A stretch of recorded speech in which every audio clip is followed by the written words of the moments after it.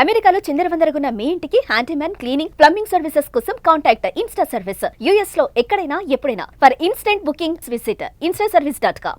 मौजूद है लेकिन आवाम जो है वो बहुत बड़े जमे कफीर के साथ आप देख सकते हैं आगे तक रैली नाज़रीन किराम आगे मौजूद है और आवाम यहाँ पर मौजूद है और बात कर रही है। आप यहाँ पर देख सकते हैं इस वक्त इमरान खान को पाकिस्तान की जरूरत नहीं है बल्कि पाकिस्तान को इमरान खान की जरूरत है। आवाम तैयार है, अवामी मेजॉरिटी रखने वाले लीडर को रिहा किया जाए। फौरी तौर के ऊपर आवाम निकलेगी, जंग भी जीतेंगे, मुकाबला भी करेंगे, इन्हें बताएंगे भी मुसलमान की ताकत क्या है। 3 मिसाइल गिराए गए, 3 ड्रोन गिराए गए और इसमें नाज़रीन किराम आवाम जो है वो रात को सड़कों पर निकल चुकी है और सड़कों पर निकल के नाज़रीन ఓ పక్క పాక్ భారత్ పై యుద్ధానికి కాలు దువ్వుతుంటే మరో పక్క అక్కడి జనం ప్రభుత్వం పైన తిరగబడుతున్నారు। ప్రభుత్వానికి వ్యతిరేకంగా పాకిస్తానీయులు నిరసన చేపట్టారు। ఇమ్రాన్ ఖాన్ను విడుదల చేయాలని డిమాండ్ చేశారు।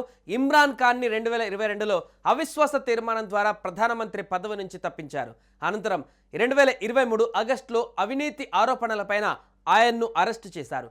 ఈ అరెస్టును ఇమ్రాన్ మద్దతుదారులు తీవ్రంగా వ్యతిరేకించారు। ఇమ్రాన్ ఖాన్ పైన పెట్టిన కేసులన్నీ సైన్యం ఒత్తిడితో రాజకీయ ప్రేరేపితమై మోపినవేనని ఆయన మద్దతుదారులు ఆరోపిస్తున్నారు।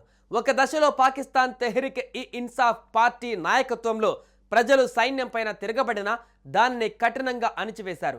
ఇమ్రాన్ మద్దతుదారులను జైళ్లలో వేయడం, నిరసనలను అణిచివేయడం చేశారు।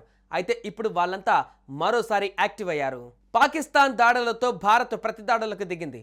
పాక్లోకి చొచ్చుకు వెళ్లి మరీ భీకర దాడులు చేస్తోంది। ఇస్లామాబాద్లో పాకిస్తాన్ ప్రధాని షహబాజ్ షరీఫ్ ఇంటి దగ్గర బాంబు పేలుడు సంభవించినట్లుగా సమాచారం। పాక్ ప్రధాని ఇంటి దగ్గర డ్రోన్లతో భారత్ దాడి చేసింది। వెంటనే అలర్ట్ అయిన పాక్ ఆర్మీ భారీ భద్రత నడుమ ప్రధాని షరీఫ్ని సురక్షిత ప్రాంతానికి తరలించినట్టుగా తెలుస్తుంది। పాకిస్తాన్ దుశ్చర్యతో చిర్రెత్తిన భారత సైన్యం రెచ్చిపోతుంది। పాకిస్తాన్కు భారత్ దెబ్బ రుచి చూపించడమే లక్ష్యంగా ఒకేసారి త్రివిధ దళాలు రంగంలోకి దిగాయి। పాక్లోని పెషావార్, లాహోర్, ఇస్లామాబాద్, సియాల్కోట్ పైన బాంబుల వర్షం కురిపిస్తున్నాయి। పాకిస్తాన్లోని కరాచీ పోర్టు పైన భారత నౌకాదళం క్షిపణి దాడులు జరిపింది। పలు మీడియా నివేదికల ప్రకారం ఈ దాడిలో కరాచీ పోర్టుకు తీవ్ర నష్టం కలిగినట్లుగా సమాచారం। పోర్టులోని కొన్ని ముఖ్యమైన విభాగాలు పూర్తిగా ధ్వంసమయ్యాయని తెలుస్తోంది।